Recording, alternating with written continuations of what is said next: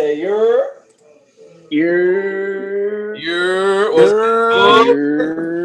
What's going on? What's going on?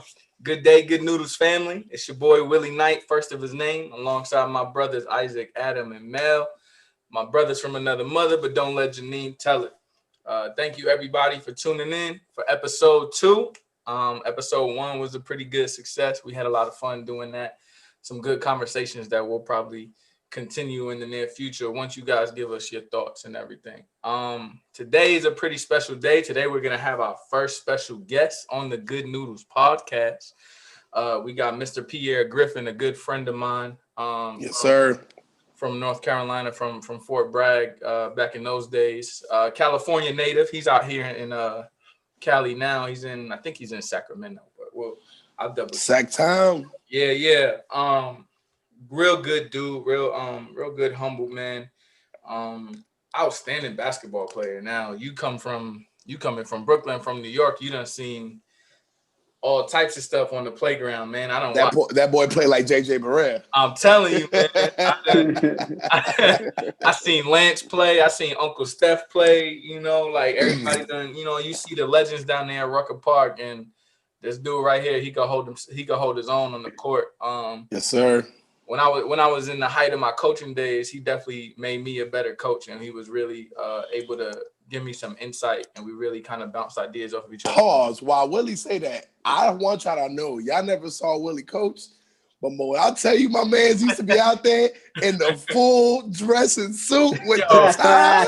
I wasn't playing. Hey, look, he used to call out players. He used to be like, hey. Outlet. Come on now. I had to get my Phil Jackson note. Yes, sir. My man used to be out there like the young Steve Kerr. Yeah, so I look forward to having him on today. We're gonna have a good debate while he's here. There's a lot of things that he has going on that he's working on that we're gonna talk about. He has a outstanding debate page on Facebook. Absolutely. Debate takedown. Yeah, I love it. It's dope. For real. Some good professional adults getting involved with some debate. Sometimes it gets out of hand, but it's just a little bit. A little bit. When it comes to LeBron and Michael Jordan, definitely. Yeah. Oh man, Goat talk. But so we're gonna have him on here today, and because we're gonna have him on here today, today's theme of the episode is the great debates. We're gonna have a few debates that we want to talk about. I know Isaac is excited to talk about this one because he and I could just never ever agree on it. But it's that's the whole point of debates. Please make sure you follow us on Twitter, Good Noodles PC. Follow us on Instagram, Good Noodles Podcast. Subscribe to our YouTube channel. You're already here. You might as well like and subscribe to it. And find our self-titled page on Facebook, Good Noodles Podcast. Interact with us. Come talk to us. We might have a question going on or a conversation we want to have. You can email us at goodnoodlespodcast@gmail.com as well. So without further ado, I'm going to pass it down to my boy Adam, and he got some hot topics he want to talk to us about. Talk to us, Mr. Adam. Today's hot topics is, well, one of them is the pros and cons to the COVID vaccine. Okay. How y'all feel about it? Do you think it's too soon for the vaccine? Because they talking about people already getting paralysis in their faces. Some people getting allergic reactions. Some people done died. Some people died. So the pros, it could be beneficial to us, supposedly. I mean, they said that you can't catch COVID, but I actually met somebody who's caught it twice. My cousin's in prison, and he just transferred from Texas to Oklahoma, and he had a bunkmate in Texas that gave it to him, and then now his bunkmate now has COVID, and they have him quarantined, and more than likely he's gonna catch it again. So don't be. And so his bunkmate gave it to him, huh? Here you go. So you know how the Navy motherfuckers do. Oh. So here's the thing with the COVID vaccine and just the COVID-19 pandemic. I don't think it's like one of those like I'm not here to be a conspiracy theorist and be like, oh, this was given by the government and all this other shit. I just think It's real. I I got people close to me that a are little worse flu. The what? I think it's just another form of the flu. Real shit. Well, I mean, that's what it is. Yeah. No, but I just think it's just a hybrid version. The vaccine, I would think vaccine is a little too early. Thankfully, in the military right now, it's voluntary to take the vaccine. Yes. It's voluntary. voluntary, but it's voluntary. We already know how the military is. I know the politics of it. It's gonna be mandatory soon. Yeah, there's gonna be some sergeant major somewhere that's like, oh, we're gonna lead from the front and take it. Like, all right, okay. How about you lead from the front? I'll be back here chilling, bro. So I think it's too early, but I'm if I get the option, I'm not taking it, because when I get that flu, I'm not taking it. Boy, I be. So let me tell y'all, bro. So Willie, you probably know me the best out of everybody. So who's my second favorite actor? Your second favorite? Yeah, because you know it's Denzel. Who's number 2? I'm gonna have to say. Is it Will Smith? I'm gonna have to say Mel, because Mel always acting like something. It is Will Smith. Yeah. And Will Smith literally made a movie that speaks to me on this damn topic, bro. I do not trust all this, Legend? Bro. I Am Legend. I'm not, and it's y'all think I'm joking, bro, but like the whole premise of I Am Legend was that they came out with a cancer vaccine, and obviously it went to the extreme and it turned everybody into zombies. But yo, I don't trust it. This pandemic has only been around 7 months. We have diseases that have been around 30, 40, 50, 60, 100 years that we can't figure out a vaccine for. Facts. Bro, yeah. How y'all gonna tell me y'all found because let's be real. They're not using the word, but by saying we have the vaccine for COVID, that means you got the cure for COVID. Bro, I'm not messing with that, because why? Like, how quickly did y'all come up with it? And then, like, I've seen the arguments on Twitter about, most vaccines take 2 years to actually create. Right. So, bro, it's like, not even to have a comparison, but like, it's like when a new gaming console comes out. Every time a new gaming console comes out, it always comes out with glitches, right? Facts. And it be fucking up. People have to get recalls. You got to turn it in. You got to get a new one. We talking about playing with people's lives, bro. Like, do you think I want facial paralysis as a 29-year-old? Hell no. I mean, yeah, look at Mel. Come on, man. We don't want to look like that. Mel doesn't have facial paralysis. He has emotional paralysis. That's because Adam and Mel are not emotionally intelligent. That's there you go. See, but don't feel bad, because it took me and Willie years to get emotionally intelligent. Yeah. I'm just getting the hang of things. I'm starting to cry in different movies. I was watching some quinceañera show the other day, the daddy-daughter dance. Boy. Fucked up, bro. I'm sitting there like, yo, this is crazy. Like, but I got a little sensitive on End of Watch, man, so I know I'm there. Oh, no. Yo, so I watch End of Watch always messed with me, bro. But when I watched it after my brother became a cop, bro.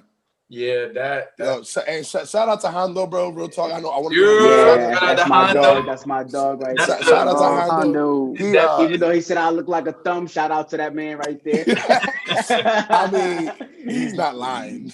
Look, everybody put their thumbs up right next to Mel. Yeah, right. Now, bro, shout out to Hondo. He should be going on shift here in about 45 minutes, man.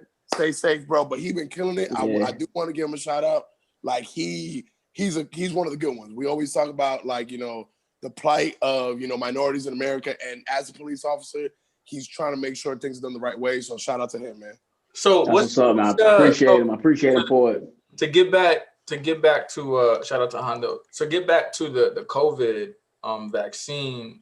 Here's a take, and it's not necessarily my take, but in the art of journalism and podcasting, I gotta ask the question: how much of this vaccine is feeded into the medicine industry, which is one of the most powerful industries in the world where medicine is so necessary and expensive that there's a conspiracy theory that some medicines are designed to basically bring you back to the doctor and get more money from you. So what would y'all say if I was like, nah, it's just a scam just to get people sick and all this other shit, especially if they're gonna make. I believe that though, like what you said with the medicine, though, because bro, you could take a fucking pill, bro, like, and say, oh, I got high blood pressure, but then they're like, oh, you take this pill for your high blood pressure, it's gonna give you, it's gonna control your high blood pressure, but then the side effects are like dizziness, nausea, nausea. Oh, and the worst case scenarios, yellowing of the eyes. Your liver could be going bad. Like, I'm just saying, like, bro, let me tell you something, man. What's really going on wrong with me right now, man? What am I taking this shit for? So, Adam, I'm glad you brought up that it was for high blood pressure, because look, one of the medications that I take for my PTSD is the one that controls my nightmares, right? The medication they give me for my PTSD isn't for nightmares. It is actually for high blood pressure. But it's one of the side effects of it is that it helps with dreams. So I'm not even taking a medication that's specifically for helping with nightmares. It's actually for high blood pressure, and I'm taking it for the side effect. So every time I take that medication, when I actually do take it, I take it at night, bro, I gotta like take it, lay down for a little, because if I get up, all the blood rushes to my head and I could pass out. That's a lot of blood.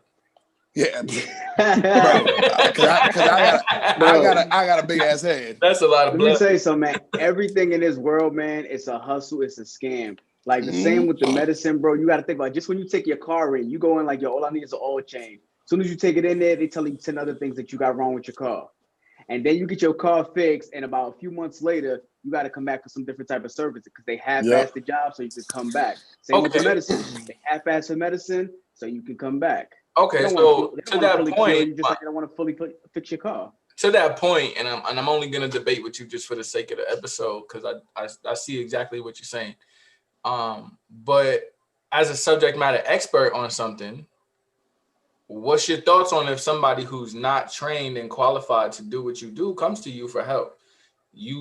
They say, hey, I just need help with this. And then you look over something and then you do find these other issues. As a professional, of course it's going to benefit you because it's lucrative. They got to pay for it now.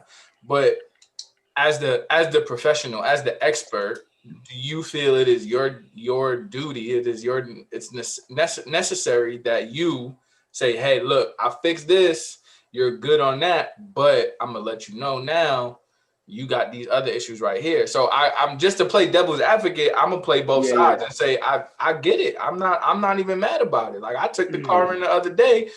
They was like, yeah, it's gonna take a few hours. I'm like, for an oil change? Like for what? And then they're like, oh nah, you got recalls and this and that. And I'm like, oh. All right. Well, what I'm gonna do about it? You know what I'm saying? Like, right. Yeah. I'm not trying to have my car fall apart on Fort Irwin Road. Like, that's not good. Facts. No, and I completely understand. Like as a subject matter expert, if you down there and you see other deficiencies, yes, please let me know, and so I can take care of them. But my thing is, I don't ever feel that a mechanic does his job to 100%. I feel like they do it at 80, so that in the long run, that 20% starts to to faulty up on you, and then you got to bring it right back. So you have trust issues with the expert. Oh, we all know Mel had got not even to get that in depth. We're not gonna get too deep into it. Look at Isaac's head right now. It looks normal. We know it's not normal. Oh, time out. All right, everybody stop. Hold on. Everybody stop. I'm gonna get him. Mel, take the beanie off right now. Mel, on three, we're gonna do a head reveal. You ready? Yeah, because I'm gonna take it off and I'm blocking camera. Nah, Mel, your head built like the back of a Ninja Turtle, nigga. The only reason we got trust issues because Mel still ain't showed us his feet. I don't know if he's standing on a step stool or not. That's him leaning on the counter. His feet dangling right now like a kid trying to pay for something like a bodega. You're the Mel Lord. All right, Mr. Adam, take us into the next hot topic. All right, so the next hot topic is can we do this first? Okay, salute. Oh, okay. Hold on. Mel calling for a shot. Okay, I'm going to double up just because. He must got that good apple juice today. Hey, Mel got the weak apple juice on there. I got my chocolate milky in here. Mel stole some grape juice from Mass today.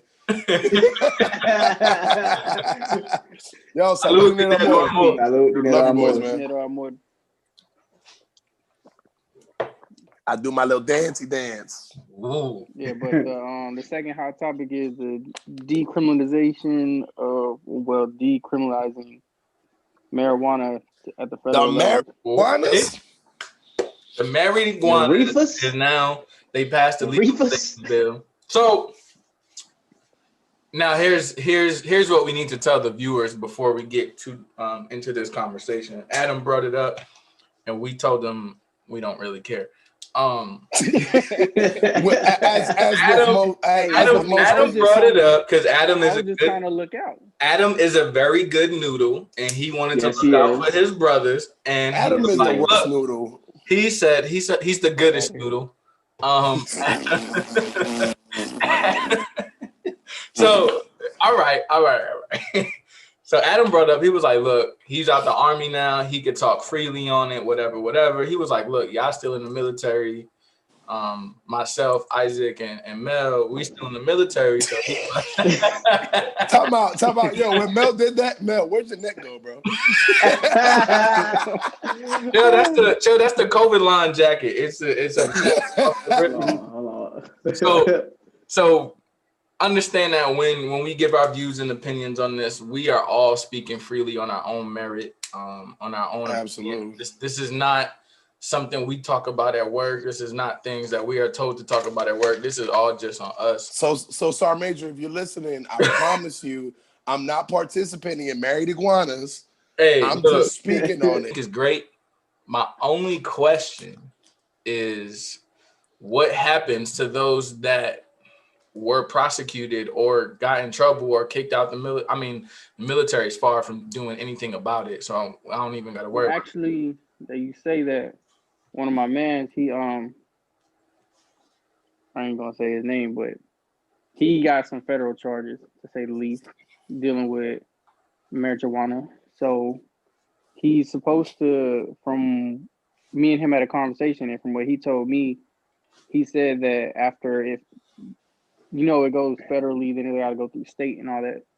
But once it gets to North Carolina and it gets passed through here, he will be able to get his federal record expunged, and that'll help him because he's trying to do like a business.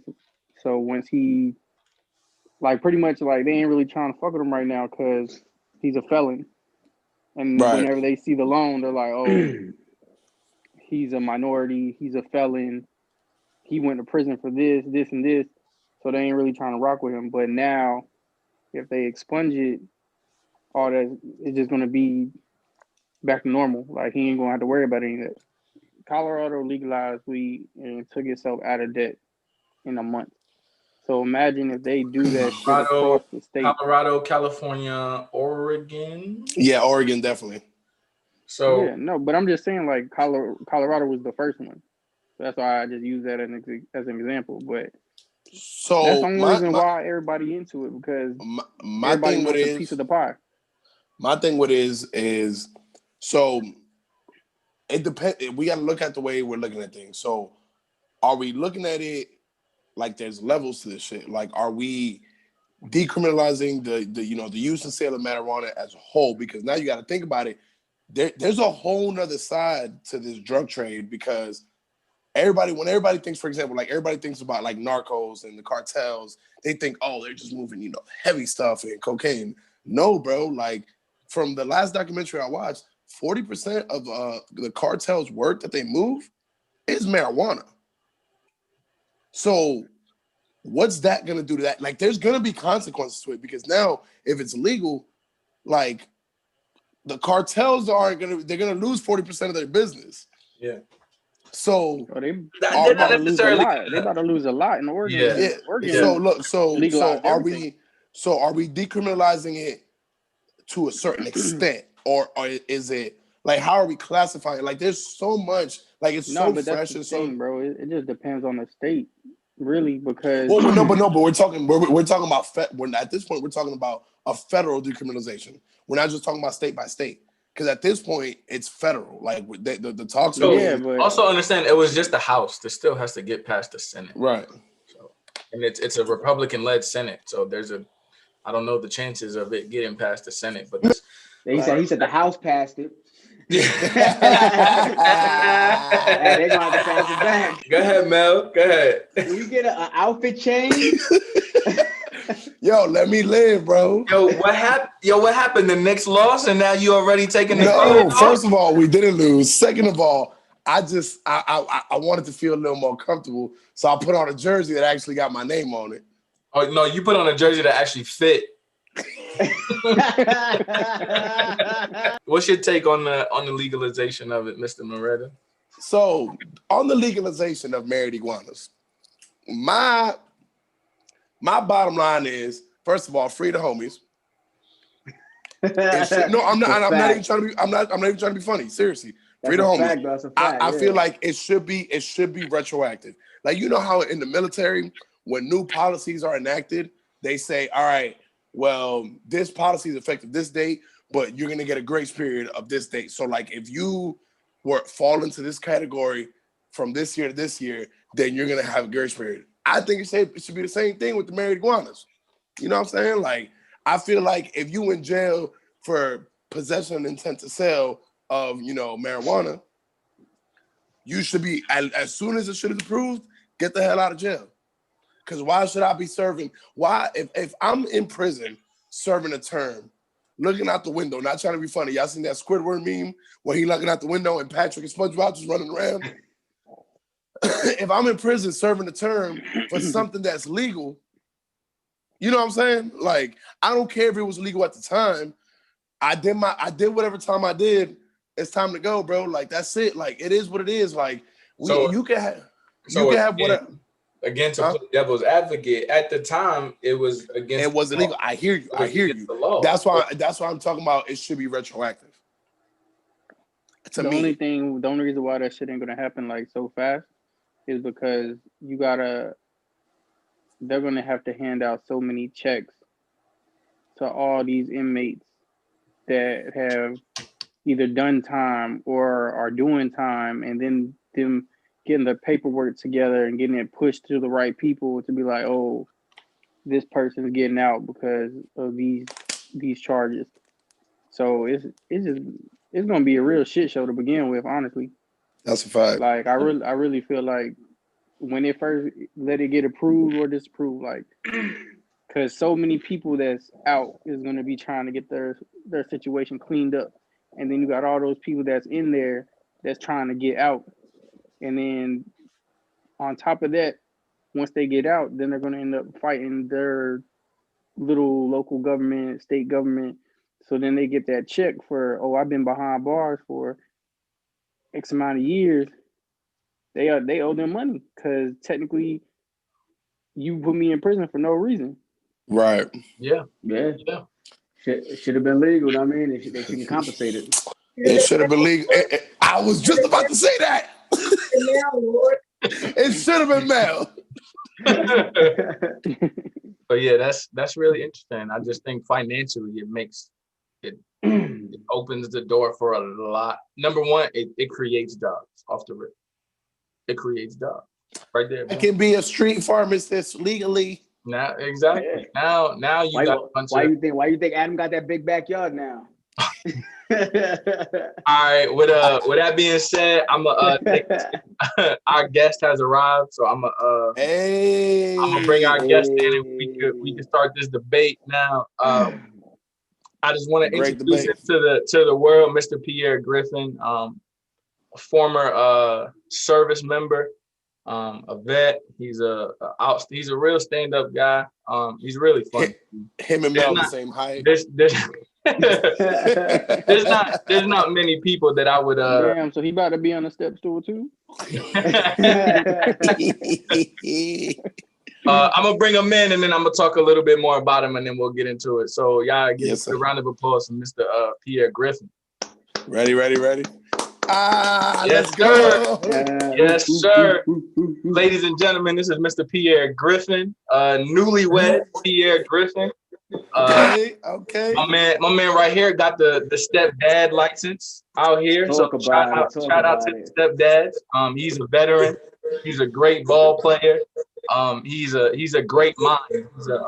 Slow down on the great ball player part. Yo, chill. Yo, come on now.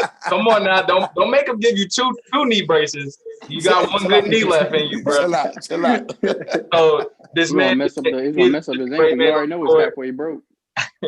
He does great things off the court. He gets into a lot of that's a fact. charity events on his own that he puts together. Yeah. And I think that's absolutely outstanding that he does that. He got out the Army and he didn't just collect a check. He went out there and he's out here doing this thing. And he also has a Facebook page. It's called Abstract Debaters that we as one of the dopest pages out there. Yes, sir. Right. So make sure y'all go on Twitter and follow Abstract Debaters. Go on Facebook. If you want to see a good LeBron James and Michael Jordan debate, On my mama. And then, he's also a future podcaster. So without further ado, let me introduce y'all to Mr. Pierre Griffin. Thanks for being on the show, bro. Thanks for having me. What's up, y'all? What's going on? What up, bro? Good to see you, my G. How's the newlywed life? Everything good? Yeah, it's pretty much the same. When you move in with a woman, you pretty much married. That's right. Yeah. You know how that goes. That's a great line. Nothing really, nothing else changed. Actually, nothing except for her name. That's good. I was about to say, nothing else changed, but the name on the back end, you know. That's it. If I remember correctly, I think you took your wife's last name. Ooh. Nah, don't do that. Don't do that. He's talking about me. Don't do that. We talking about Mr. Anavisca? Nah. He talking about the old me. The Army take their time on name changes. So since we got a new guest on the show, let's go ahead and take a shot. Oh, salute. Willie need a shot after that one. Yeah, facts. See, I was trying to say there's not a lot of people who I'm gonna come after in a roast, and he's one of them. He fast on his feet. Salute. Yo, salute. I'm gonna do another one. Fuck it. And I stopped drinking liquor too. I'm proud of you, bro. Is there a reason? I drink beer. That's fair. You gotta. What's your beer choice? I'm the opposite. I drink Michelob because it don't have a lot of calories, and then sometimes I drink Modelo. Shit, I don't drink no more. Modelo. I fuck with the Modelo. No, I don't drink no more, man. What? Say no more. He just see Pierre. The thing with him is every time he lies, his hair grows a little bit. Nah, I don't drink no more. I don't drink no more, but I don't drink no less either. You know what I'm saying? Like I never lie. I don't drink no less. So, tell us about why you wanted to get into charity and where you want to go with it, because I think that's kind of one of the real things that I'm really focused on with you. I'm excited to see where you go with that. Before I address that, don't put that Brooklyn hat in my face like that. We know they nice. Come on now, come on. Back to the charity. The charity, I started it up because I'm from Milwaukee, and Monique, y'all know Monique, she from New Jersey. So Tri-State. You know, I grew up, well, both of us grew up around, poverty and in the hood. So she told me a little bit about her story as we started kicking it, whatever. Told her about mine a little bit, but then you really start opening up when you're about to get married. So we both came from pretty much nothing. And then, my struggles was right after high school. I had 2 kids at one time while I was in college hooping. So I had to halt that because, I got to take care of my kids. So that really had me thinking damn, all that struggle I went to, it was time. I told her it was times I had $20 and I got to feed my kids and worry about the gas to get to work again. So I was like, to be 20, 21 with 2 kids or 1 kid, not to have anything, and then now, you know, me and Monique worked so hard, and now we pretty much got a lot of stuff. So every time for the last like 4 years, every time we see like a homeless person or something, we'd just give them like $5 or buy them something to eat or give them some clothes, and it became every time. That's a blessing, bro. Yeah, and then she shared the same passion even before me. So as soon as, you know, we got with a couple of other people, one person already started the charity before, and I was like, why don't we just start our own? And then we came up with just 4 of us, and then we named it The 4 of Us, Changing the Community. And we started it, and then Monique had a vision with backpacks. We raised $1,000 on all the platforms, and we gave out so many backpacks to kids. I take that. That's good stuff right there. I like that. Yeah, that's awesome, man. That's awesome.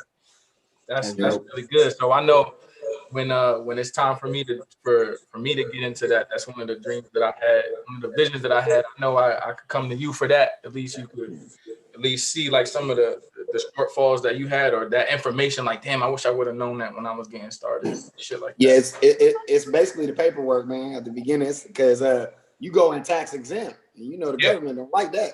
Yeah, it's so many like benefits that they make you go through the ringer to do it. Yeah, that's good though. That's good. So, you said the most recent thing you did was the backpack. Yeah, and then we were going to do we were getting money and funds for the turkey drive, but the COVID happened out here, and they said you can't be out there no more. And then they also said that like you can't even use your permit. It's just like you can't have gatherings. So I'm like, man, and everybody think they did that on purpose. But then we had another idea to counteract that. We were gonna drop off Thanksgiving to like 5 people, but nobody answered to the post, man. I'm like, so don't nobody need help, or is everybody prideful? But then now we're doing a Christmas one right now, and we got like 14 people that are already contacted us. So, I mean, we're gonna do a toy drop-off drive because we can't have Christmas. So you said something, and it kind of sparked a question, and I think we all see it within our neighborhoods at home. Where, how do you feel like pride gets in the way of people getting out of their own way? I mean, if it's just like we out there. Okay, so when we did the backpack drive, we did it in Highlands. That's kind of where I grew up at and played ball at. It's out here in California. It's kind of it's the hood. I ain't gonna downplay it. It's the hood, but it's a diverse hood. But you know, I don't really mind helping everybody. I want to help every community. But you know, I wanted to help the African American people the most, because in that community, it's really bad. Right. It was like 10 African Americans, and the rest, the other 150 was like, you know, everybody. And I'm like, why are Black people so prideful, man? One Black person pulled up, dude. We got a sign that says free backpacks. He pulled up and said, are they absolutely free? And I'm just like, why do you have this mindset that nothing is free? Yeah. Heard you. Yeah, that's a thing where it's like it comes with a price, or like free with donation or something like that. And the thing with that too is that, like, systematically, as not just African Americans but minorities, we're used to everything having a catch. Yeah. You know what I'm saying? We're used to like, hey, we're gonna give you this, but you know what I'm saying? There's always a but to it. So like, put your information down. Right, like put your information down, because you know, down the road, we might ask you for this because you know, quid pro quo, we did this for you back then. We gonna ask for this later. You feel me? Yeah, no, I agree. And it's really hard because you know, like I said, where I grew up at in Milwaukee, it wasn't diverse. When I grew up out here, it's diverse, and where she grew up at in New Jersey is diverse. So it's like we want to help the small community, not the big. Right, and me and shit, the rest of us could speak on that, because like, yes, you know, Monique is from Jersey, but the tri-state area is mostly the same. So, you know, we from New York, and we know kind of like how that same struggle, you know, it looks the same. And like, I 100% feel what you're saying, because I mean, most of us came from a single parent household, or like either a single parent household or a household that struggled at the beginning, and reaching out for help. Like, yo, I will tell you the perfect example of this is my mom qualified for food stamps our entire life. She refused to get them. Yo, refused. She got food stamps for the first time when it got real bad when I was 15 years old, and we was only on them for 6 months before she was like, nah, I'm not doing this no more. Like, you know what I'm saying? Like, it's just kind of something that pride, like Willie said, like that pride gets into you sometimes. And it's like, and the thing is, as a man now, sometimes I feel the same way, because, you know, we all grown, but sometimes we all go through our struggles. And it's like, sometimes I'd rather be at my last dollar, but as long as my kids are fed, and as long as, you know, my bills are paid and I got everything that I need, I'd rather be at my last dollar and have to put 76 cents in my gas tank before I pull up and ask for somebody for help. You feel me? I know. Where are you going to get with 76 cents? Where are you going to go? Look, I'm going to get around the corner.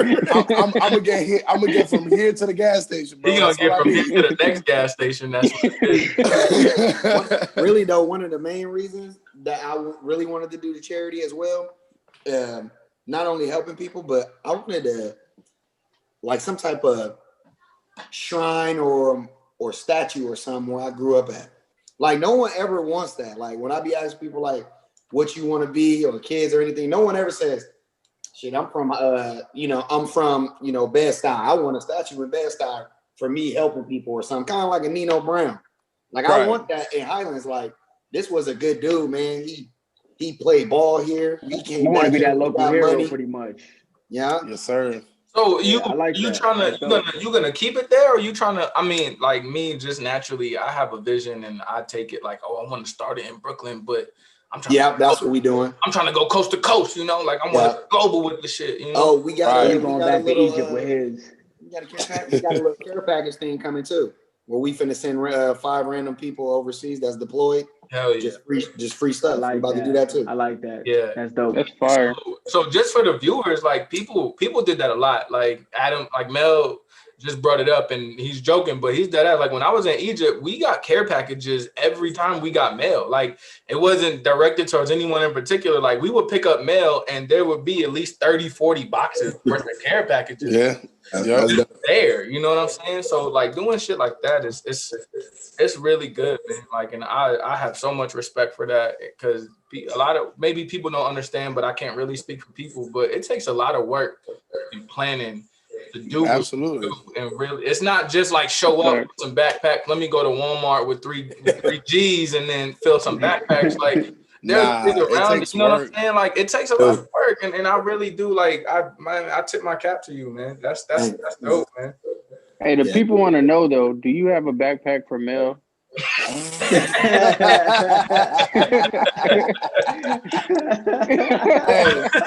hey, Pierre, but he gonna need a Paw Patrol backpack. It's not. We gave out them universal backpacks. At his size, it's not called a backpack. It's a diaper bag. Oh man.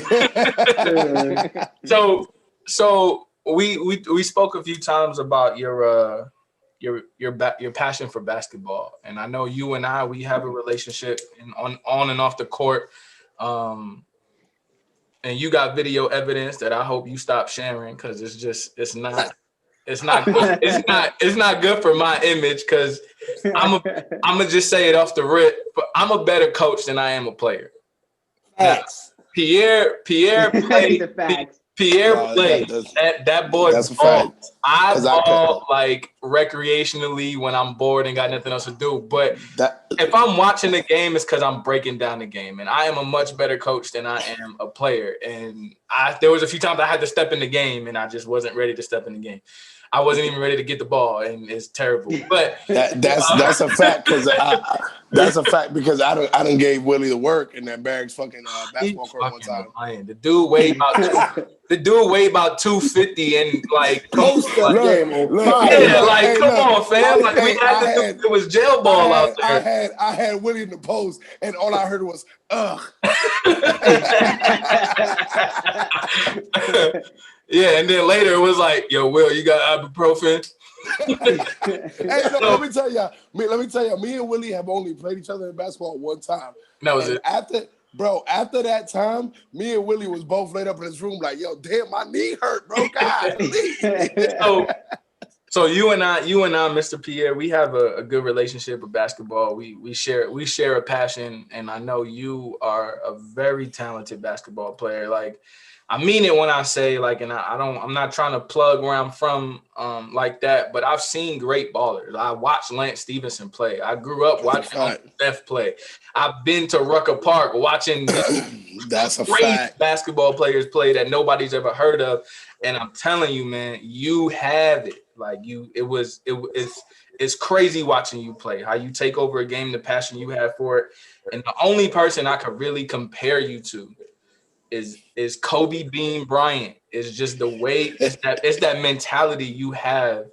It's you see the passion in how you play. You see the dedication you have. You just see how much. What position you play? 1 and 2. That's it. Yeah, I was gonna say, hey, before you came on the show, bro, like he called you Bean. He went far and beyond. I said you was the black JJ Barea. That's what I said. You trying to play me? So where'd your passion come for ball, and how are you feeding that now? Like, are you trying to get into coaching and giving that back to the youth? I know you got some boys in the crib, some young men you raising, and I see you doing drills with them every so often out there. So where's that taking you? What you doing with that now? Well, first, thank you for the compliments. First, my passion came. I used to play football in Milwaukee because my hands were always huge. So I figured I can catch the football with one hand. And I'm fast and I can jump. I can be good. But then I slowly started going to soccer, just like Kobe, coincidentally. But I started winning medals in soccer, man. So I just kept playing soccer, indoor soccer competitively. 7th grade, I got cut from the basketball team. 8th grade, I came out just like Jordan. 8th grade, I came out to California and got cut because the PE teacher didn't know me. But that really broke my heart, man. I thought I was good enough, but I wasn't. But that summer, 8th grade, going to 9th grade, I used to go back to Milwaukee every summer with my dad. And then I played basketball every single day because I was like, I'm never getting cut again. Yes, sir. Yes, sir. That's where my passion came from. And then, the 9th grade, I was scoring like 40 points, 30, 50. So that's where the passion came from, man. I really got cut, and it was humiliating because it's like I'm working this hard and I still get cut. And then you see people that's like, they're not better than me, and they know that. Yeah. So that fueled me. And then right now I retired. After I got out of the Army, I played for we won a couple tournaments. I know you see me posting them. I saw that. But then after that, I was like, I don't really want to get hurt, and I kind of lost the passion. I did another one of those games. You remember that 50-point game I had in the Army? Yeah. I did another one at this tournament. Yeah, I remember because y'all was trying to put up 200 fucking points, and I was like, no, bro, we play tomorrow. What are y'all doing? Y'all team used to be wilding, bro. Let me tell you something. And not to go too off track, that 330 team, bro, hey, shout out to Sinkfield, bro, because that's my dog. He a little hurt about the fact he not on the podcast, but Sinkfield is my dog. Let me tell y'all, I remember the first game I attended, Sinkfield was trying to fight everybody and the ref. Always. All the time. Including the ref. And I'm in the crowd like, yo, y'all ever seen where a dude go to a party and his homeboy in the back with the gun. Yeah. Just waiting. That was me in the crowd. Like, oh, waiting for it to pop off. Just waiting. I was like, I wish Singfield would start fighting. Yo, between him and Nick, shout out to Nick. Shout out to Nick. Gorilla mode out there now, but the best dreads in Fayetteville, as he'll call it. The best locks. My mistake. My fault. I apologize. The best locks in Fayetteville. Fucking between Nick and Singfield, bro. I'm just like, yo, I gotta keep the Timbs in the car just in case some shit goes down. Oh yeah. Because they was wilding. But back to what you were saying, Mr. Griff. Right now, for the last 2 years, I coach high school varsity. I'm an assistant, and then I'm the head coach of JV. So I train my boys. They're both they're in the 9th grade, but COVID, we was training, and COVID kind of messed everything up. But that's pretty much what I do now. I just train. I hoop once, twice a week. You giving that knowledge to the future. That's yeah, and I'm trying to get it out there, like, because all the people I've met or been cool with, 80% is because of basketball. Yep. Whether they gave me a job, whether they, gave me an opportunity, whatever, it's probably been from that outlet. So do you think you think you could tie that together, like your basketball and your charity? Like those are two passions that I feel like those can easily be put together. You know what I'm saying? Like, yeah, we gonna start a charity basketball team. There you go. Kind of like the Salvation Army. Okay. But what we can do is we get funding, because not only will we have the youth basketball team that's sponsored, but we will teach them. We have people that can teach them a trade, like HVAC or electrician. So if they don't want to go to college right away, they'll still have a trade. Yeah. Okay, that's awesome. So, Pierre, I know you got your Facebook page that you started, and it's grown a lot, and I love watching it. That's a fact. I know. I love seeing that we got. I remember it was just a few of us in there. Yeah, just the homies. Yeah, it was just a few of us just having a conversation or whatever. Now you putting numbers up there, and I think that's really dope, and it's fun being in that page, watching people debate. Obviously you get the repetitive debates, and right now I think on your page you are at like the line between the people that you know and then the fucking complete strangers that you know how I know Pierre's page got big. My homeboy Johnny Carter, shout out to my boy Johnny. Like, me and him played on the Arizona basketball team. That's why I'm wearing the jersey.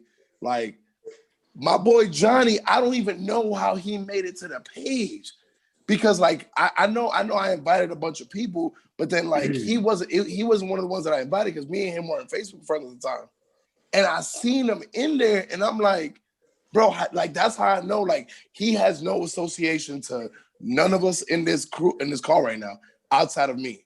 And he made it to the page. That's how I know that page getting big. You know what I'm saying? I'm trying to get it real big, and I'm gonna make a podcast with a couple of the homies, and then I wanna eventually like sell it, or like kind of like Jalen and Jacoby do something like that.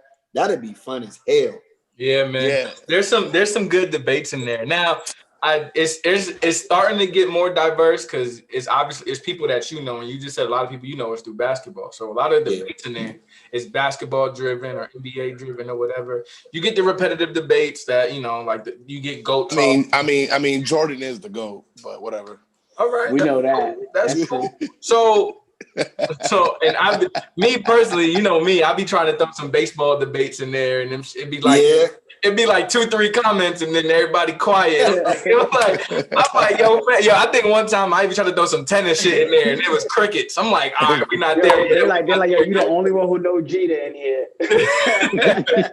I was trying to bring in Serena and Osaka, and everybody was quiet. So I was like, all right, we're not there. Did you see Federer with that backhand? Yeah, everyone was like, the what? And I'm all right. Nah, never mind. Hey, Will, did you try to bring wrestling in there?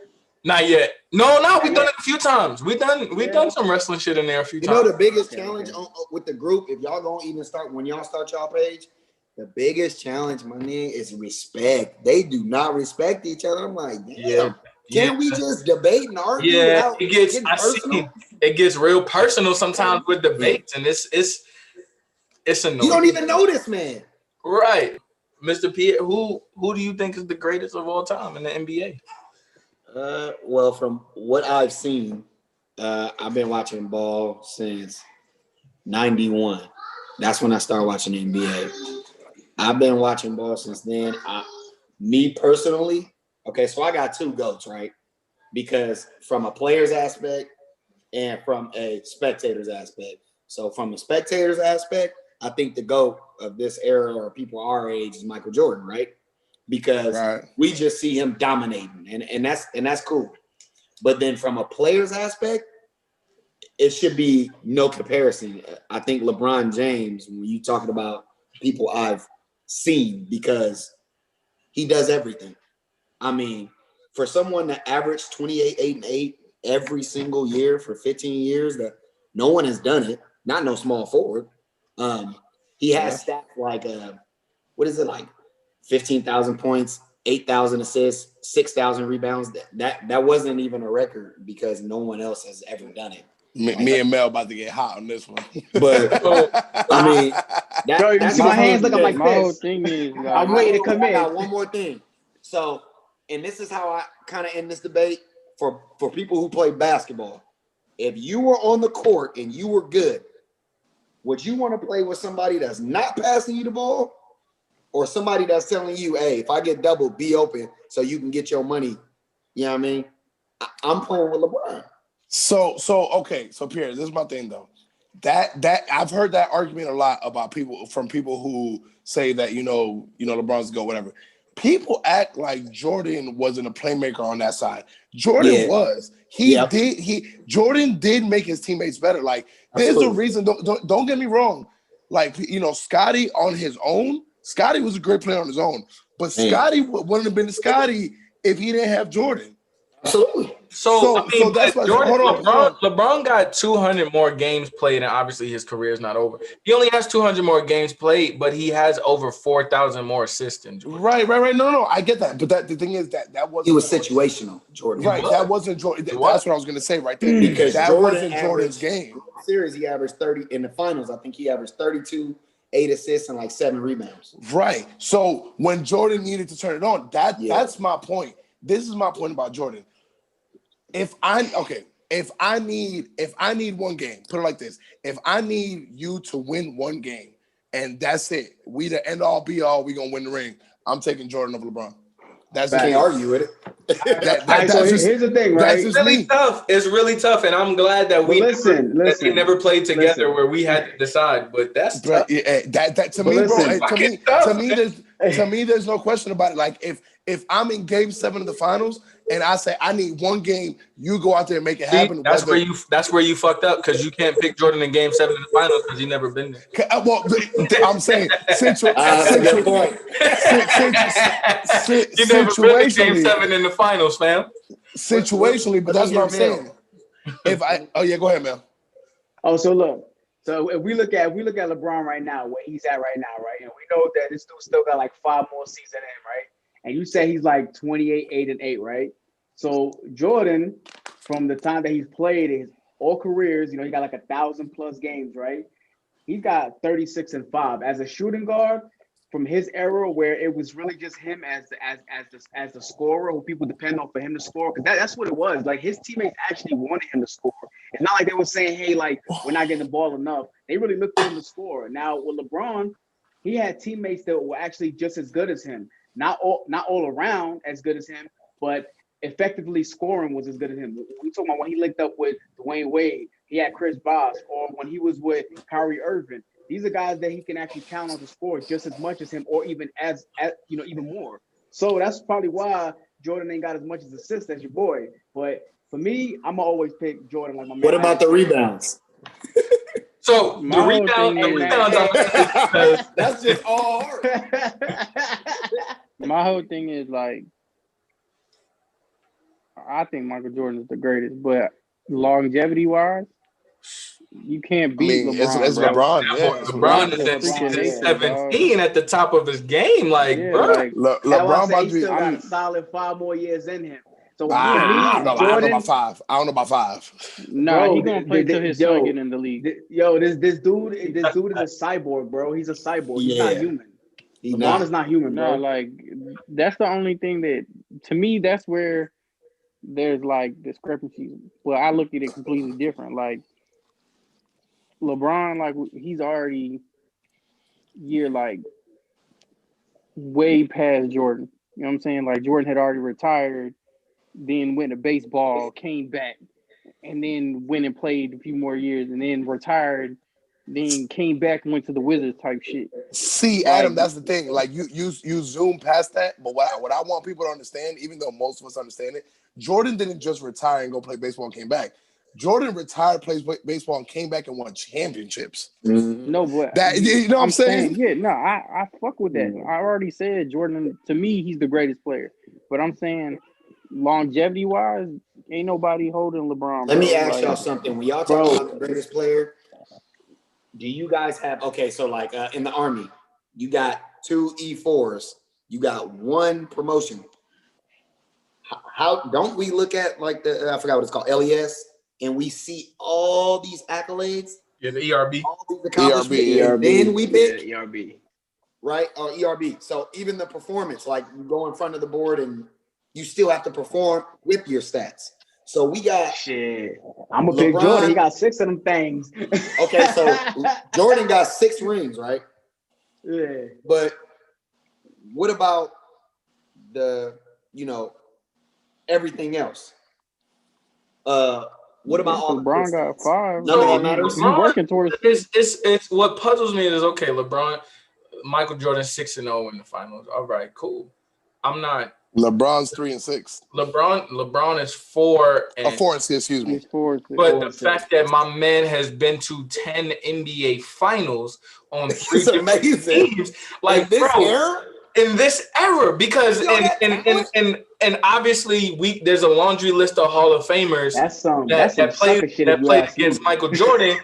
But if you think about it, think of evolution, and I'm not gonna get off topic. I'm gonna circle it right back. Think of evolution. There was a man during this time of the world's existence. The man now is a lot. The human now. I'll say the human now is a lot better than the human then.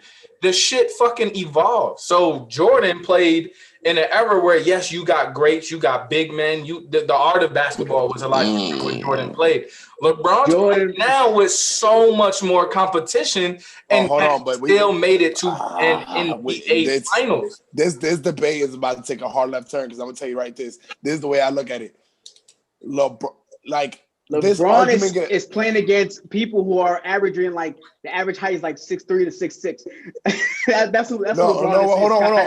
Hold on. So I know this argument gets old, but I gotta bring it in, bro. Jordan stayed where he was at. Jordan stayed and said, you know what? I want to win championships in Chicago. LeBron went and joined forces with other people to get rings. The system in which Jordan thrived in was in Chicago and nowhere else. You cannot duplicate Phil Jackson. You can't put I hear you. You can't duplicate the formula that was in Chicago for Jordan to thrive in. Let me tell you what I'm saying is Jordan. You don't think Jordan in his prime couldn't go to another team like the Pistons and bring him a championship? You know why he should have went somewhere else? Because the only reason Jordan didn't win 8 rings is because of the organization he played for, that fat guy. He broke that team up. So Mr. Krause literally said I could go 82-0 with a championship and I'm still letting y'all go. But hold on. But Jordan didn't fucking call Larry Bird and say, yo, let's team up and play. Let's go. He wanted to play against him.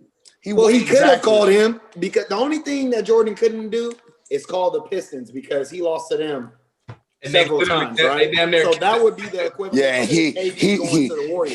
I was just about to say he would have pulled the KD. Yeah, LeBron went with people that he always beat. I mean, he always beat. Right, like that's still the weakest move in the history of the NBA. KD or LeBron? That KD. KD. Yeah, that was the weekest move. KD, my dog, but that was some weak. Yeah, that was the weakest move in the lame. history of the NBA, bro. Your team goes 3-1. You should have came back next year stronger. That's it, man. But I mean, how many times was it for next year with the Thunder by then? Bro, at least 2 more years. That's why I love him. That's why I'm not so mad at him. They was as a man, look, as a man Westbrook who played, Durant. as a man who played sports, as a man who had pride in his craft, as a man who loved the game, I cannot get my ass whooped like a team like you want your run back. Yeah, and exactly. Yo, how many times Pierre, Willie, because I know y'all the two main ones that play sports like that. How many times have you gotten your ass whooped on the court and said, no, let's run it back? Yeah, we got run it back. Run it back. You gotta run that back. So it's a debate that'll just go on. Yeah, I was about to say this debate can go on forever. I think what'll attest to LeBron's aspect is that he's not even done. So it's like he's still not. has. Bro, So LeBron he's James got but I'm not saying that to kind of keep going. I'm saying that to segue. So, one last debate, Mr. Pierre, and then we'll let you go. I was just about to say, can we keep Pierre on for this debate? Before we let you go, we were going to talk about a debate that was more broad than greatest NBA player. I want Pierre on for this one. And before you go, I want your opinion on this. Who is the greatest athlete of our generation? And by our generation, I mean from 1990 to present. Who is the greatest athlete? Who you got? You could give me a top 3 if you want. A top 4, top 3, top 5. We got a segment. Top five. Yeah, we got a segment on top 5. We talking about like, okay, so no matter what sport, whatever. It don't matter what sport. You could sit here and make a case for Jeff Gordon. Okay. Well, off top. Off top, number 1. You could even throw Nate Robinson in there, bro. All right, come on. Come on. That was unnecessary. You didn't have to do that, Adam. You didn't have to do that, Adam. What you got, Mr. Pierre, for greatest athlete? Talk about it. I can do a top 3. I got Bo Jackson, probably Deion Sanders, then LeBron. See, that's how I know Pierre's a smart man, because that's my top 3. That's my top 3. So I'm gonna say a name, and no disrespect to anyone, I just want to know if it goes over anyone's head. But Wayne Gretzky, it's gonna go hockey. That's so it. Wayne Gretzky is the greatest hockey player since I've been alive. So if we're gonna go hockey, if you're gonna say Wayne Gretzky, then we got to talk about boy the king, Henry Lundqvist. That's fine, but it's fine. But I mean, we got to encompass a lot of different sports here. All right, so now I'm gonna look up who's the dopest in table tennis. Give me a second. He's an all triple sport, all state. No, it's all whatever. So, Bo Jackson. That's a good list. Bo Jackson is the greatest athlete of all time. Bo Jackson, yes. So what? So I'm assuming everybody Bo knows everything or whatever the saying was. I'm young. Bo knows best or some shit. So the fact that my man played multiple sports and was still elite. Yes, and still elite. Yes. Yeah, and the thing was about Bo, he didn't just play multiple sports. He was elite in multiple sports. Yeah. But you're not going to see that now. Like, you see Russell Wilson and Colin Kaepernick and Jameis Winston were drafted in the MLB and the NFL, but they didn't play. First of all, Jameis Winston was a bum. I don't care what he says. All right. He was an outstanding left fielder, though. I'll tell you that. Yeah, and then he got fat. Yo, Jameis Winston built like Mel when he got to Alaska. All right. All right. So that's your top 3? That's what you're going with? Bo, Deion, and LeBron. No. When we had the conversation in pre-production, Willie, I told you that's what it was. Yeah. Adam, who it's you hard got? to beat that. It's yeah. I can't really. Them is 3 sport athletes. Yeah. Adam, who you got? I can't. I mean, I really can't even flex. I ain't even really no, Bo Jackson played 3 sports. So I mean, now y'all say that. I mean, I got to give my man credit where it's due. I'm gonna go do my own research on that. But I wasn't gonna name him, so I'm not gonna dick ride that shit. For once.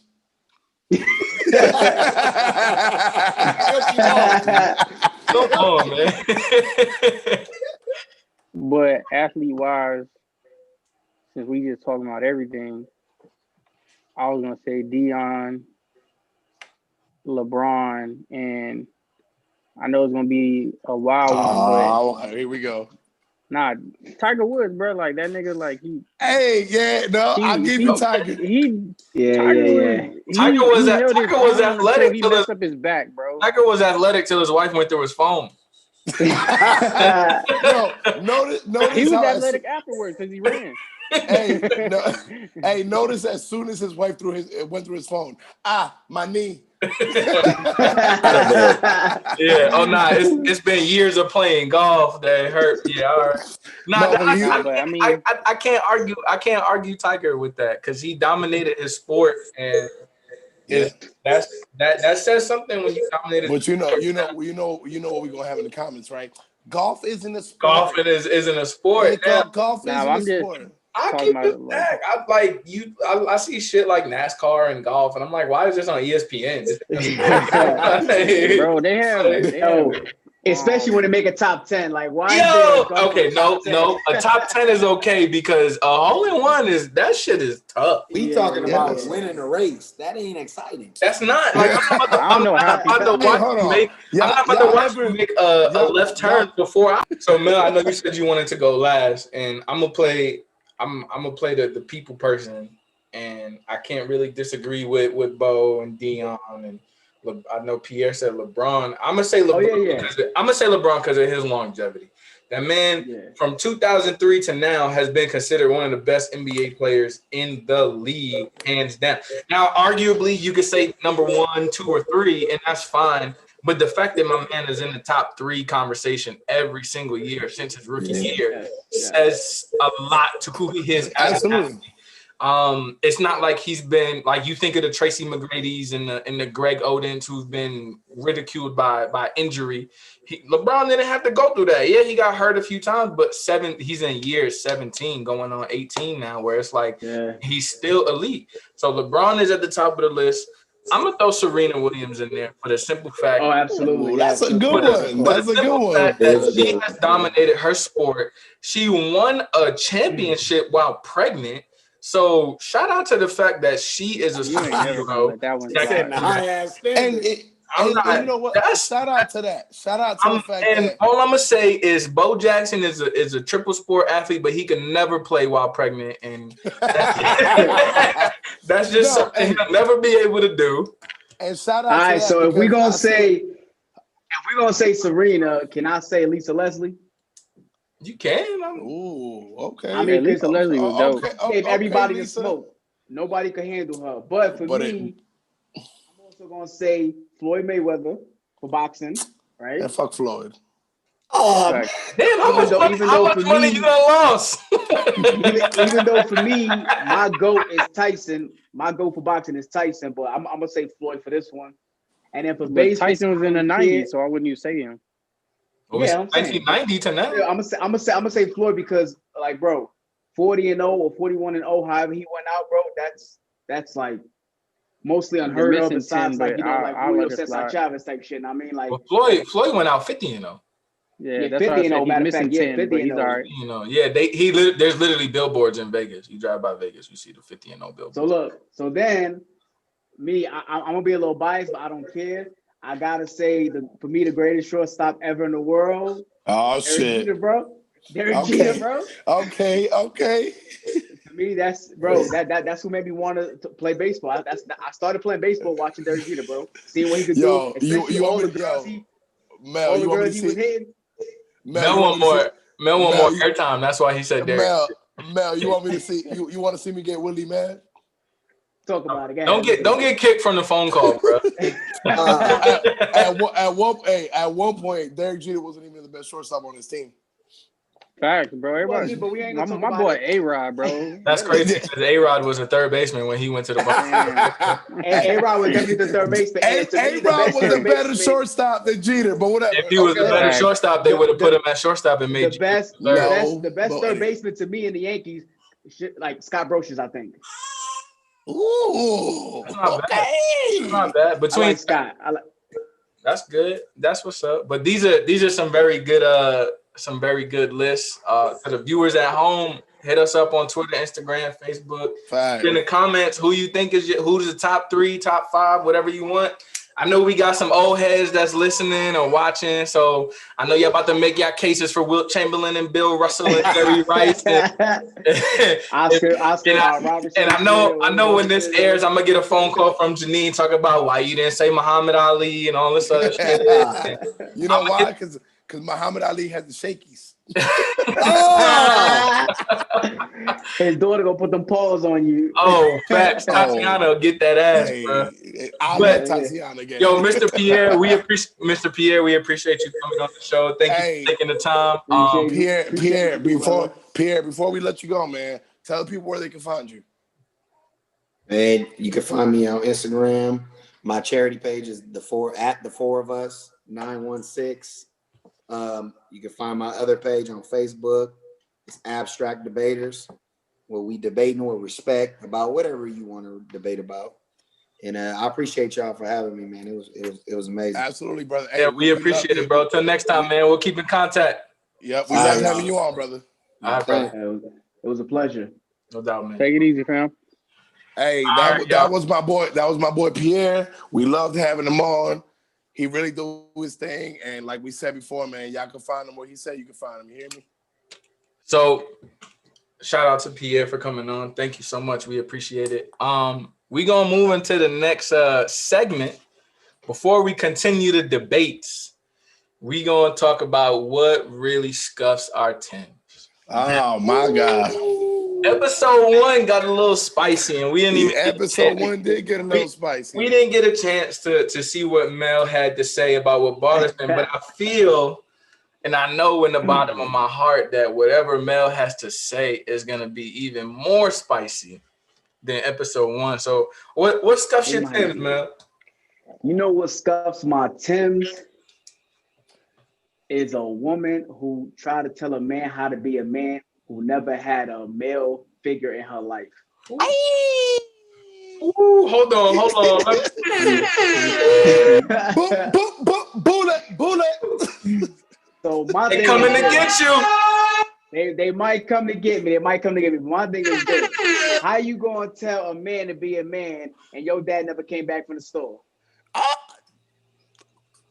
not understanding this. Hey, I'm not understanding this. So I'm gonna go ahead and lean back and listen to this one. So go ahead. Talk your talk, man. I'm gonna talk my talk, right? I appreciate single mothers, right?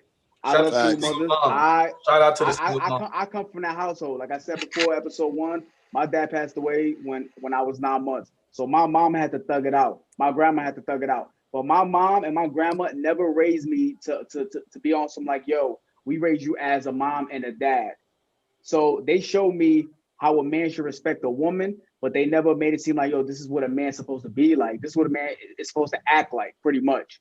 Right, so that's when my uncles came into play. Whenever they were around, my uncles came into play like, yo, this is how a man is supposed to be. This is what a man is supposed to be, you know? But my grandma and my mom, they taught me how to treat a lady like, yo, this is what a woman wants out of a man. And then my uncle was like, this is what a man is supposed to be. So these women out here talking about, oh, I'm gonna raise my son to be a good man, but you never had a good man around you. So how can you? What blueprint are you going based off? Like, what you using? So, and if you on Baby Daddy 3 and you still ain't got it right. Oh, come on, man. No. Disclaimer. Hold on. Time out. Disclaimer. The Good Noodles podcast is not bashing women. Oh no. I feel like I need to put that out there because y'all know it's 2020.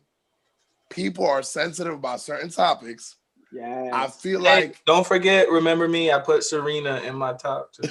I said Lisa Leslie. No, but what I'm saying is Don't forget that part. Hey, if you've already done it a couple of times and you ain't got it right, you got to start reflecting on yourself and not blaming other people. So okay, how does that differ? This is gonna get spicy. So here's another thing, right? Go ahead. Here's another thing, right? So we are in a generation, right, or in an era where women say men ain't shit, but these are the same women that are saying they're raising men to be men.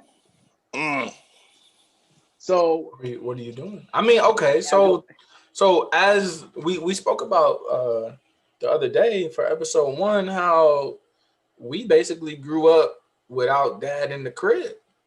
So someone else kind of had to step up, or whatever, whether it's an uncle, a grandfather, a friend, or whatever. Like someone had to step up.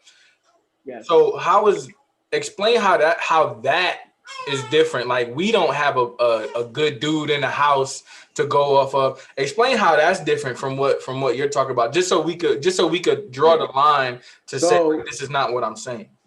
So what needs to happen, right? To touch on what Isaac's saying, this isn't us bashing women, because we do not want to bash women. We all come from beautiful queens. I mean, like, I love my mom. My mom is like one of my best friends. Like I said, shout out to Daisy. My grandma raised me. You feel me? So love you. So I'm never gonna sit here and say, women this, women that, without having things to back that up. So what I'm saying is this: yes, women. There's a lot of bitter women that are raising men to hate women, and that's an issue that we're not talking about. But us men, we do need to step up. So if we see that our sister's baby father isn't in the picture, we need to step up. If we see a female friend that we love dearly, whose baby father isn't in the picture, we need to step up. So us men, we need to take more accountability, so that things like this, the era of ain't shit men, can finally come to a cease. You know what I'm saying? To a stop. So us men need to take accountability, but women need to take accountability as well, because we can't keep hearing men ain't shit, but these men are being raised by women. That's a fact. That's a great point. So that's a fact. That's what scuffs your Timbs is women saying men ain't shit, but don't have that blueprint to go off of. So how do you know I ain't shit if you don't really know what? Right. And that's fair. I think we've all kind of encountered those women, and they just been through what they've been through. And I fucking hate Adam. I hate Adam, bro. I love you, bro. You my dog. So something. You know what scuffs my Timbs? What scuffs your Timbs, bro? What scuffs your Timbs? What scuffs the Holy Sevens? People. Thank you. It's people that are concerned on how others raise their kids. Oh, that has nothing to do with that. That really scuffs my Timbs, because, and I'm gonna use a prime example because I see a lot of talk on it on social media and in the world and in society. People are crucifying Dwayne Wade for what he's doing with his daughter now. So it's like, how is it that, like, Dwayne Wade he's nobody's boss. Y'all don't work for him or nothing, but people are so concerned about how someone else raises their kids. Like, if you were not accepted as a child, or if something you were trying to express to your parents wasn't allowed to be expressed or whatever, then just fucking say that. But don't bash another parent for allowing their kid to do something that you weren't allowed to do as a kid. Like, and shout out to our next episode when we talk about the LGBTQ community. But if you have a child at whatever age, like if you have a child at whatever age, I feel like it is your responsibility as a parent to instill your morals and your standards in them. However, you have to let them do with that information what the fuck they want. Because I promise you, anybody that's bashing parents about how they raise their kids and shit, like, did you turn out to be exactly the way your parents wanted you to be? Like, please tell me that. Like, my mom absolutely not. My mom didn't want me in the military, and look at me now 6 years later. She kind of had to make some adjustments to that or whatever. And I'm not saying my mom raised me my whole life to fucking hate the military or not want to be in the military. She just didn't want me in the motherfucker. And here the fuck I am. I had to grow up and make my own decisions. But it's like, you can't project your own insecurities onto other people. And people do that a lot when they're talking about how other parents raise their kids. Like, it's none of my fucking business how Dwayne Wade raised his kids. That has nothing to do with me. I don't work with them. I'm not in any of their, my kids are not in class with them or whatever the fuck. And even if they were, it's like, so what? That's who you want to be. Then be who you want. Like, if you weren't, like, I was supported to be who the fuck I wanted to be. I was very expressive. There was, like, of course, my mom was a little tough, and she would hit me, there would be something I wanted to say, and she was like, yo, shut the fuck up. And, when your parents hit you with that, you kind of, you just shut the fuck up and be mad about it. So it is what it is. So, I'm going to be quiet, so though. What I will say about that, Willie, is that, so I'll start off by saying this. The old saying goes, opinions are like assholes. Everybody got one. So I will say this. I 100% believe in the fact that everybody is entitled to their opinion. You can feel the way you feel. Everybody's entitled to have their own thoughts and opinions. What I don't agree with is people publicly and openly bashing people for doing what they want to do and what they believe in. So you can feel as if, and I'm not saying you, Willie, but like you can feel as if what Dwayne Wade is doing, what his daughter is wrong, based off your morals, based off your upbringing, based off whatever the case may be. You're allowed to feel that way. But what you're not allowed to do is make Dwayne Wade and his family feel like they're wrong for doing what they believe in. That's all. That's my only point. Like, don't if you bash his character because of what he's doing. Like, so if you disagree, that's fine. We weren't born to agree with everybody. That's the thing. And I've had this argument over and over and over and over. Like, and especially like when it comes to the LGBTQ community, I've had this argument that if you disagree with something, that's your opinion. You are entitled. I'm not going to argue with you about human rights. Everybody is a human and everybody deserves rights to do what they want to do. Just don't treat people like less of a person because exactly they don't. Basically what Isaac is saying, bro, like it basically comes down to what he just said. Like people feel entitled. Like right. That's what it is. Like you don't, just because I believe something doesn't mean my beliefs is going to be across the board. Exactly. Like, and that's where people they scrutinize shit, and then they try to like, bro, it's not your life, dog. Like, what are you talking about? Like, if I don't agree with it, I don't agree with it. But that's not my kid. That's not, you know what I'm saying? Right. Exactly. Like I shouldn't be telling you what you should be doing with your child. You shouldn't be telling me what I'm be doing with my child. Right. I mean, yeah, we're all close. You know what I'm saying? Like, we'll talk to each other and right. Like we might get suggestions. You know what I'm saying? Right. But like every day, Adam be like, "Yo, where's my nephew? Yo, how's my nephew doing?" And he'll check in with Manny or with Isaiah. You know what I'm saying? Like, and we're close enough that we might have an input. You know what I'm saying? But like you ain't never gonna overstep your boundaries, and that's where it feels like that's what social media, bro. Like I really feel like the internet has ruined so much stuff. That's gonna be a topic of debate here soon. Social media, bro. Like it just people feel so entitled, and those Twitter fingers, bro. Like it doesn't mean anything, bro. Like right. Whatever he has going on with his family, It's just amplified because of his platform. So because people go through that all the time, you know what I'm saying? Like I think that's a great point, Adam, bringing up social media, and stay tuned for episode 4 because that's what we'll be talking about. But let me say something real quick. Go ahead, man. I was just about to pass it over to you. Go ahead, bro. Yeah. So real quick, right? I've trolled the situation before because, like you said, social media gives us a platform to go with the masses or go against it. Sometimes I like to go against it because I like to stir the pot. But for me, right? Wow, we know. What Isaac said, right? What Isaac said is that you do have the right to base your opinion and state your opinion, right?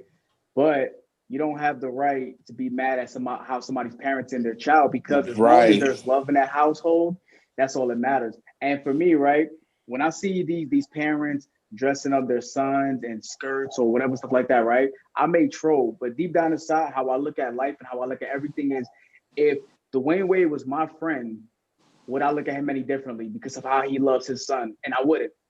Because I see that he's loving his son and his son is happy. Well, if she's happy, right? And she's happy, and like we come from that where we don't have that black father in the household, that Hispanic father in the household. And there you have it, where you have a father, a mother, and a loving family, and we want to be mad at that. There's so much other things that he could be doing to that child to have us mad, but yet we're mad at the fact that he's allowing his daughter to express herself how she wants to. So you see those people that's like, men need to express their love and men need to show their love and black men need to show their love and this, that, and the third. You see Dwayne Wade do it, and those same people are like, no, not that way. Like, no, and now we're bashing it. And that's what I'm saying, bro. Like it don't even gotta be that, bro. Yeah. And that's why I said, and that's my thing is, my biggest thing, bottom line up front, is it has nothing to do with you. It has nothing. What Dwayne Wade does in his life no longer has anything to do with you, unless you was a gambling person and you was betting against Miami or whatever the case. That's something different. Or you invested, you might have some, I don't know if his business went public with wine and stuff like that, but something like that. Like, it has nothing to do with you what they do in their private life. Like, why the fuck does that matter? Mind your business. Like, if people would just be more okay with minding their fucking business. Take us away. So last week, me and Adam hit what really Scuffs my Tims. This week we switched it up a little bit to what Scuffs, my man's Willie, and Mel's Tims. Y'all let me know. Do y'all want to get into this debate right now that it could correlate with what really scuffs me and Willie's teams, because we can never agree. So y'all let me know. Do we want to get into this now, or do we want to push this episode? We might as well close out the episode with this. All right. But before we do, I want everybody to chime in and let us know what scuffs your Tims. If you don't have Tims, then let us know what scuffs your Uggs or whatever. You know what? Hey, let me know what scuffs your buy your Tims. Hey, let me know. Hey, what scuffs your Vans? You feel me? Yeah, like let us know. What bothers you, or give us your take on some of the things we were talking about today. Hey, my people. I know we running a little long. I hope y'all still with us. You know, we appreciate you guys still listening, and I hope the content is still make y'all listen. You know, but we appreciate you guys. Real quick before we move on to this next segment, do my brothers want to take a shot? Why not? Absolutely. Why not? Let's close. Let's do it. Let's close it out before the last segment. Make sure you make it a double because we skipped a few. Yeah, yes sir. Y'all ready? And then we're gonna move on to this segment. This will be your last one because we know bedtime is coming up and you be in the bed. Hey, yeah, Mel about to get his head. That warm milk. Yeah. Yo, salud. Amor. All right, so this segment, we love debating. We love talking about top fives. Yes, sir. We love talking shit. We love arguing with each other. This segment right here is one that me and Willie, we gonna argue for life. So if you know me well, and if you in my inner circle, you know what my favorite movie is. Therefore, you know who my favorite actor is. We talking about the most famous, the smoothest, the baddest man to ever walk this earth, and he from New York City. We talking about my man's Denzel Washington and his top 5 movies. Yes, sir. We talking about the man who came out and walked into a crowd with a shot in his ass and said, "You disloyal, fool ass, bitch made punk."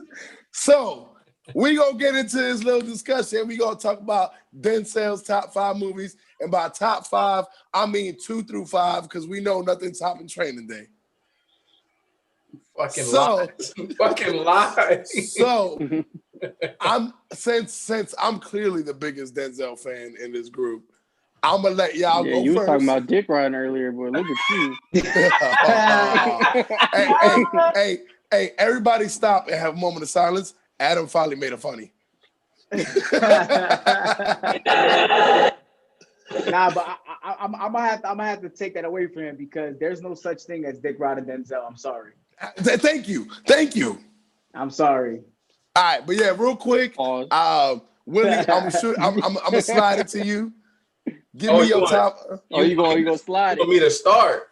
Yeah, he shouldn't start. He shouldn't start because it's y'all two who can't decide on number one. Okay, go ahead. Mel, all right, go ahead, Mel. What's your top 5 Denzel movies? My top 5 Denzel movie, right? Can I give y'all two? Can I give y'all action and drama? No, hold on. You starting from 5 to 1 or to 1 to 5? Oh, 5 to 1. 5 to 1. Okay. All right. So what's your number 5, bro? Number 5, Book of Eli. Oh, okay. That's a good one. Number 4, Man on Fire. Okay. Number 3, Equalizer. Number 2, American Gangster. And number 1, Training Day. There you go. Out of here, bro. No. Hey, that's it. No. Hey, but look, and so for my different top 5, I'm sorry I got to do this. My different top 5 is like seeing Denzel out of the bad guy or the action type thing, right? I got to bring it to. So you did 5. A top 10. You can't follow any directions. Nah. So I got my top 5 for like. Nah. Go ahead. Explain it, Mel, because he explained it to me earlier. But top 5 for action, right? So y'all know Book of Eli, Man on Fire, Equalizer, American Gangster, Training Day. But I also want to add 2 in there. But they not on the top 5. They after that, right? It's gonna be Safe House and 2 Guns, right? Safe House was a good one. Dope. So then for my like dramatic or like more serious roles of like grab your tissue type thing, right? It's gonna be number 5, Pelham 123, however you pronounce it. Yep. Malcolm X. Antoine Fisher. Oh yeah, Antoine Fisher, John boy. That Antoine Fisher plays with my heartstrings. And when we talking about number 1s, because we got Training Day, but my other number 1 of Denzel is Fences. Oh yes. See, I'm actually, when it gets back to me, I'm actually gonna follow directions, and I'm actually gonna keep my top 5. It's tough. We gotta give honorable mentions because it's fucking Denzel Washington. When I get to me, I'm gonna give you my top 5, and I'm gonna give you my 2 honorable mentions. So I give you my 2 with Safe House and 2 Guns for the actions. All right, Adam, go ahead, bro. My number 5 is Malcolm X. Number 5. Hey, I keep it a stack with you. I'm gonna give you a spoiler. It's not even in my top 5. Oh yeah, you won't cry. I mean, I like the story behind it. I mean, Malcolm X is a legend, so. Okay. All right, number 4. Number 4 is Man on Fire. Okay, I can fuck with that. I can fuck with it. And I don't know, Book of Eli and John Q, they kind of like stuck on that John Q, baby. That John Q. My son's gonna bury me. he said, look, low key, when he did John Q, he hit him with the Training Day fingers before Training Day. He said, my son's gonna bury me. I'm not gonna bury my son. Except he did it with the grip. Yeah. All right, go ahead, Adam. And number 2 is Training Day, and number 1 is American Gangster. Yes, sir. Yes, sir. I'm disgusted. Yes, sir. All right. I gotta hear Willie's. So I'm gonna get it out the way now. Top 5, number 5. Top 5. It's Training Day. You said number 5 is Training Day. I'ma just piss you off now. Training Day at 5. I'ma just piss you off now. Training Day is number 5. Yo, sir. Hey, hold on. Time out. You disloyal, fool ass, bitch made punk. Huh? You think you do this to me? So I'm gonna start with number 5 and I'm gonna go down actually, pause. Because my honorable mentions is He Got Game. Yeah, absolutely. I'm obviously biased because they was filming this shit. They were Coney. Yeah. So He Got Game was absolutely fucking. It was out of this world. And Philadelphia. Like, how y'all forgetting? Oh, I like that one. Philadelphia was right? amazing. And one of my honorable mentions is Remember the Titans. I forgot that one. That's fair. Don't worry, because I'm gonna bring it up. Number 4 is Remember the Titans. Okay. This is not it's up for debate, but it's Remember the Titans because I promise you that you see Denzel in person and you think of Coach Boone. I'm telling you right now, when y'all see Denzel Washington in person, you see that man work. Well, I mean, I've met Denzel one time, but whatever. We ain't gonna talk about it. That's great. I see him in the morning. I tell him you said what's up. Yeah,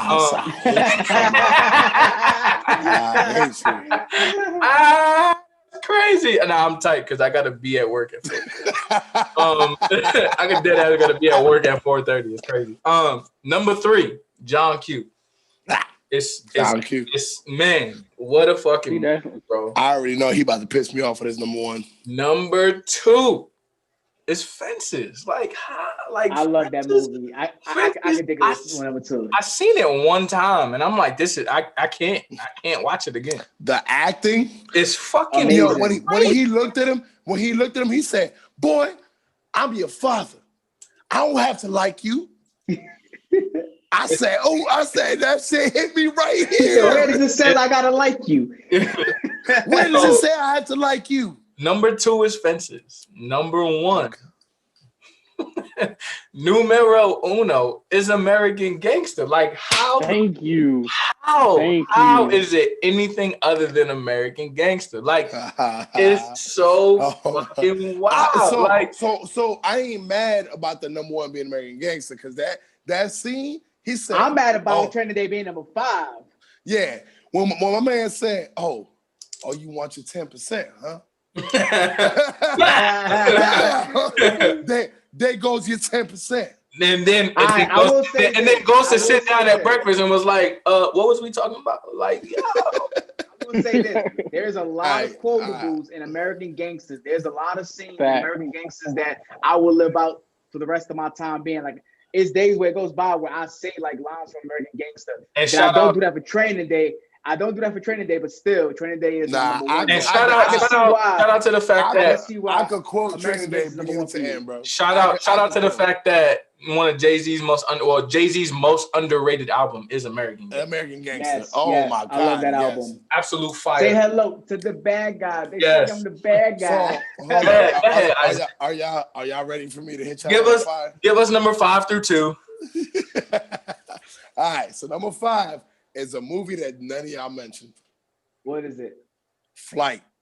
That was good. Oh, that was a dope one. Good. Flight to me. Come on, bro. Like Flight, he played the role of the alcoholic pilot, like he was an actual alcoholic pilot. Yeah. And he was a cokehead. That's why I slapped a couple Willies. Don't forget he was a cokehead in that shit too. Absolutely. My man was doing that cocaine. My man was the real Bumpy Johnson in that. My man John Goodman came supplied by Frank Lucas. Number 4, The Equalizer.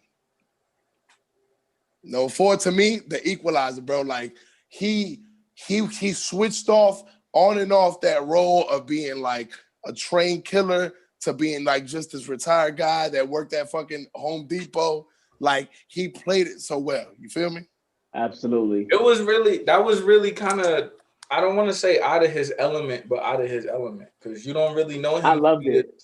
You don't know him to really be this badass ass kicker cowboy type shit. Like number three is another one y'all didn't mention. The Great Debaters. That was good.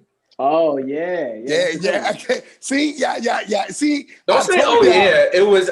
Of course, it came up in my mind, but no, it's not top 5. To me, it is. Number 2, American Gangster. My man Frank Lucas, man, I gotta give it to him. Frank Lucas, my man, my man, my man. And then numero uno, y'all already know. You already know. Y'all already gotta know, man. Yo, I don't even know the motherfucker who played the detective, but if anybody played him, it had to be Denzel. It had to be Denzel. Nobody else could have played that role, bro. Mm-hmm.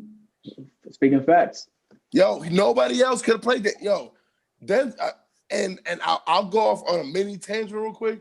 Denzel Washington is literally the most multifaceted actor that I have ever seen in my time.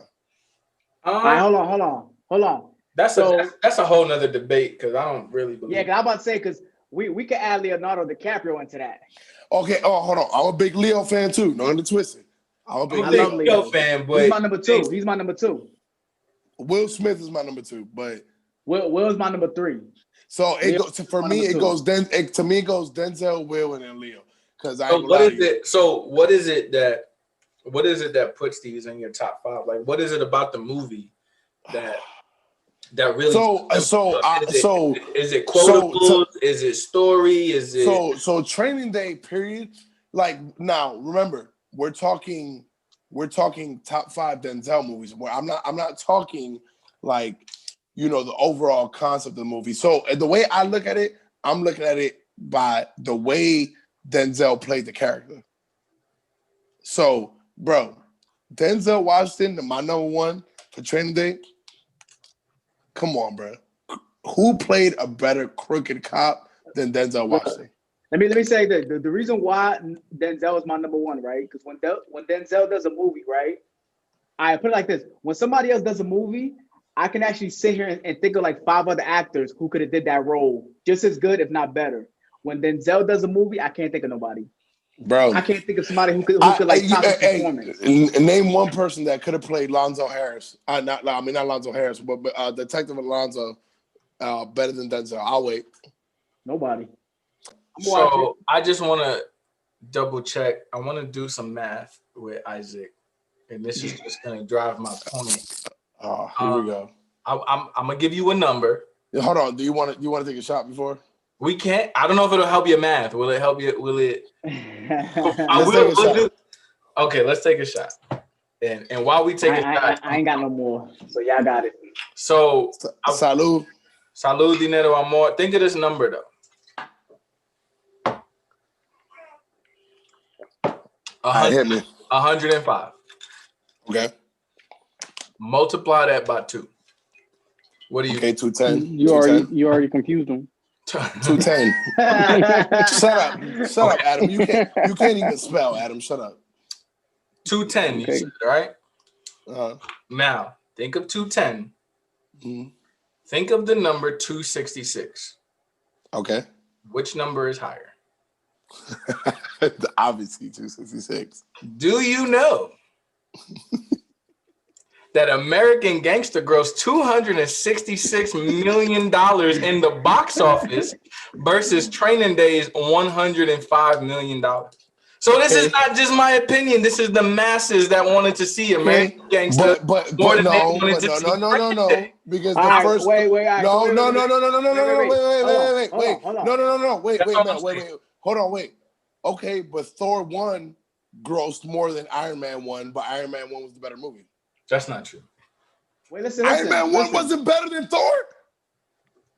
Willie, dig this, right? Dig this. Are you on crack, Willie? You're telling American me Iron Man Gangster, right? American Gangster. Wait, my bad. Hold on.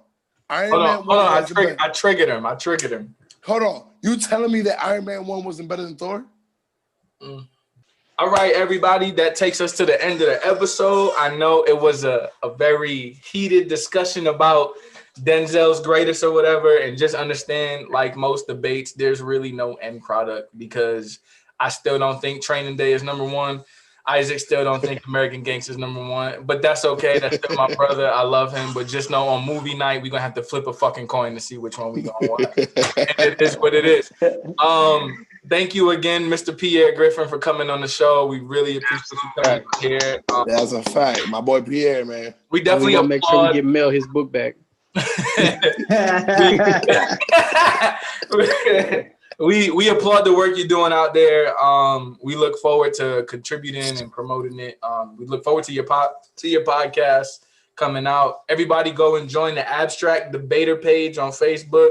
That's a fact. And get entwined with a good debate on absolutely anything you want to debate about.